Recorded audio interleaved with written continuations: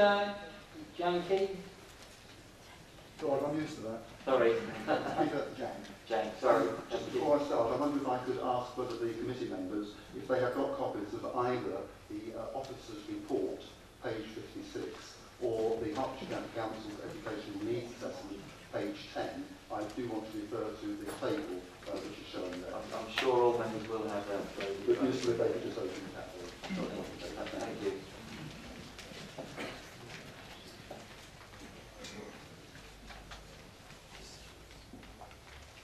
Okay, my name is Peter Jank, and for 13 years I was the head of the Leaventhorpe School in Stortford up until 2008. I opposed the scheme when I was in post, and I do oppose it again now. The extent of the need for extra secondary school places in the locality, I believe, is absolutely crucial for the determination of this application. And I would like to just address those issues. Firstly, mention has been made of the situation of Mount Bishop School, and you need to be absolutely clear, there are currently 60 places which are available at Mount Bishop School. We do not draw a distinction between local Hertfordshire youngsters and local Essex youngsters. They're all local youngsters for whom school places need to be provided. Similarly, we should not be drawing a distinction between Hertfordshire secondary school places and Essex secondary school places. The places available at Mount Bishop School are really all part of the scene and do need to be factored in. And this point is in fact accepted by Hertfordshire County Council in its needs assessment document. On page 13, they say the provision of those extra 60 places has to be recognised, and they are locally available places for youngsters.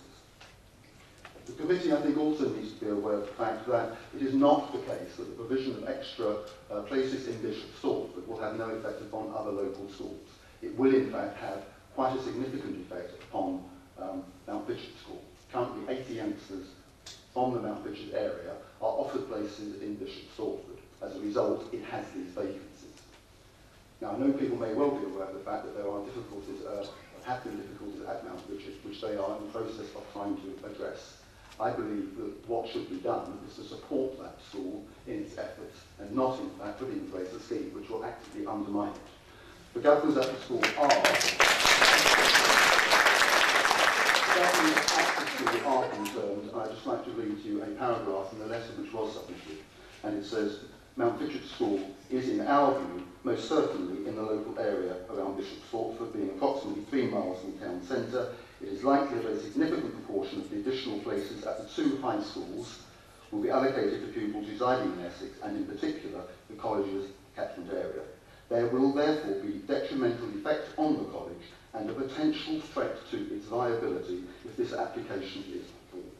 I would just point out that it is not that many years ago that Hockerwood School was undersubscribed and struggling to attract youngsters, and in fact, in recent years, Birchwood School was in a similar position, and both those schools have addressed their situation and are now very, very different. The same could happen at Mount Bishop.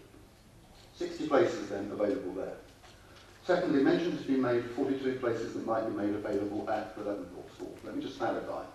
I know that there is the site capacity at the Leaventhorpe School for extra youngsters. What it doesn't have is the buildings capacity. And it would take probably in the order of about £4 million to address that shortage. £4 million, but there would be probably in the order of £5 million, which would come from Section 106 agreements in connection with the development of the ASRs. So financially that would be carried out, and there's a site area to carry that out. Putting those two factors together, 60 places available at Mount Bishop, 42 places available, or could be available, at the Leaventhorpe School, 102 places. If you look at the chart, the table which you have there, I would focus your attention on the gap in the penultimate column, not the gap with the 5% added on. It's accepted by Hertfordshire County Council that that's not the appropriate column. It's the gap without 5% added on. In only 2 years, is 102 places insufficient to meet the need. In 16-17 and in 18-19, there are 16 places short and 15 places that would be short if you provided those extra 102 places.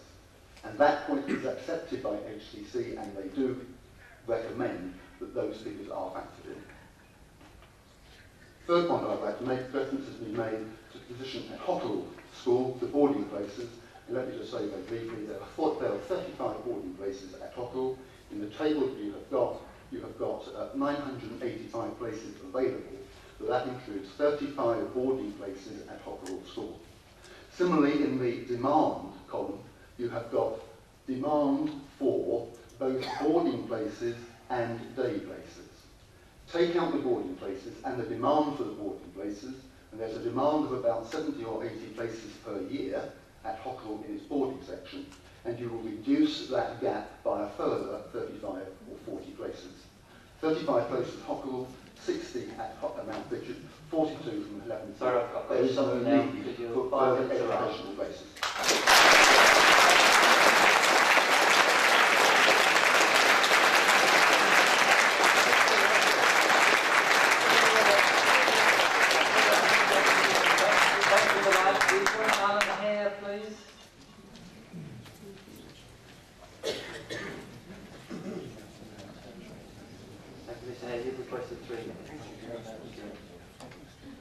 Good evening, ladies and gentlemen. My name's Alan Hare. I'm a resident of Bishop Stortford. You can hardly hope to match the eloquence and lucidity of previous speakers, but I'd like to add my small voice in objection to the proposed residential development at the Haddon Road site. I'm a resident of Marsh Barnes, and as such, I'm a neighbour of the County Council at the Haddon Road site. You may know that Marsh Barnes floods. Twice in the last 2 years, the surface water runoff from the Haddon Road site has washed through gardens and garages in Marsh Barnes, both mine and those of my neighbours. Now, the application for development on the site anticipates an increase in surface water runoff, as high as 50% greater surface water runoff. But the planning for water drainage and for sewerage is based on a risk assessment of low risk of flooding in Marsh Barnes. Well, it is our experience that the risk of flooding is not low, it's not high, it's not a risk at all. Marsh Barnes floods. Flooding is a reality in Marsh Barnes, not a risk. I would point out that that application is seriously flawed in that respect, and would ask for it to be refused on inadequate planning grounds for surface water drainage and sewerage. Thank you. Thank you very much.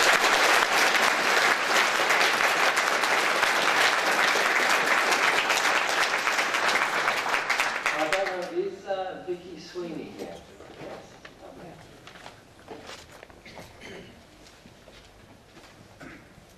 Thank you. You've requested 5 minutes.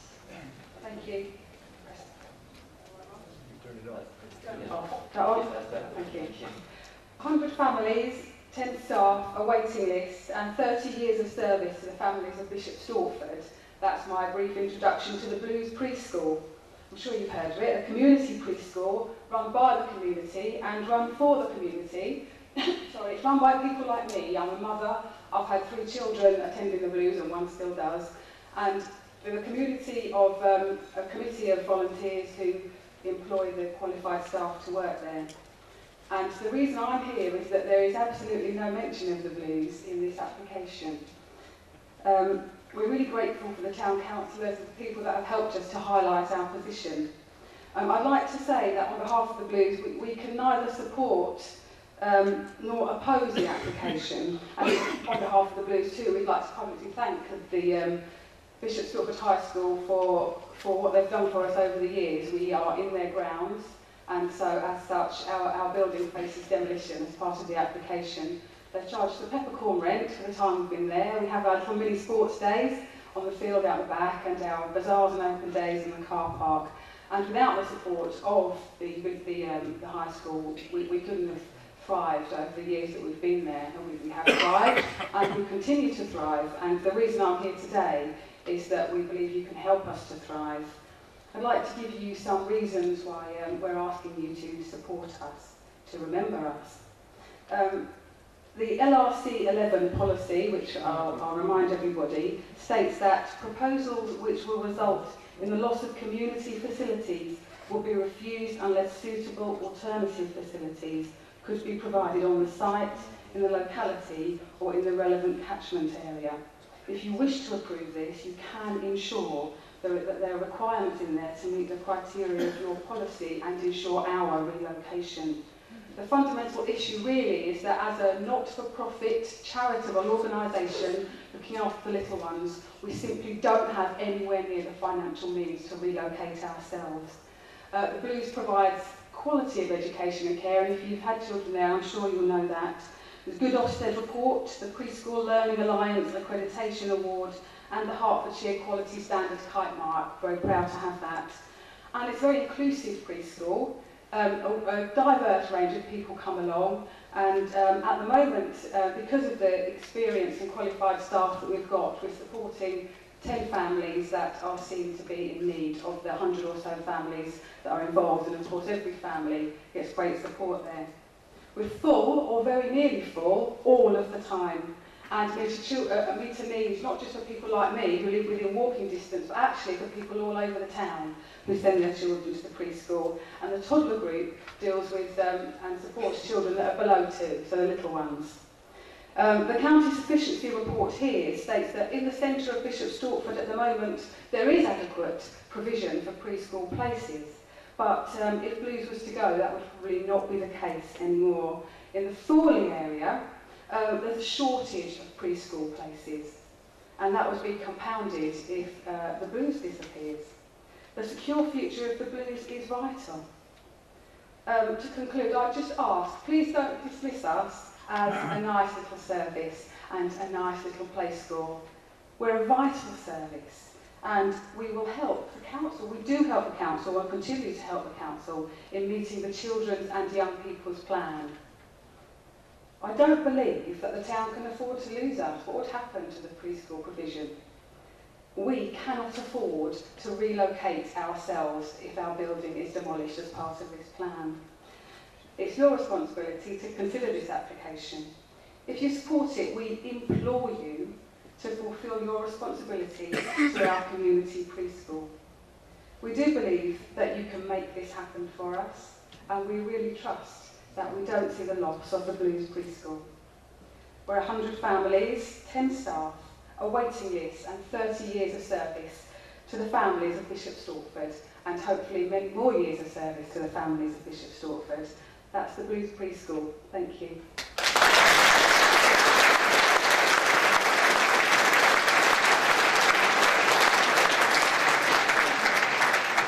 Thank you for that, and can I thank all the speakers that have spoke against the application. You've all spoke very concisely and all have fulfilled your time limit, so thank you all very much.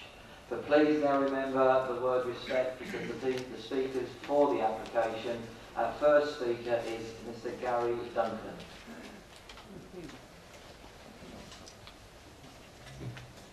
Thank you, Mr. Duncan, and you've requested 10 minutes. Thank you, Chairman. I will speak for significantly less than 10 minutes. My comments are very brief and relate very much to 3 planning applications which Countryside Properties are involved with. They relate to the boys' school at London Road, the girls' school at Warwick Road, and the girls' school playing fields at Belden's Lane.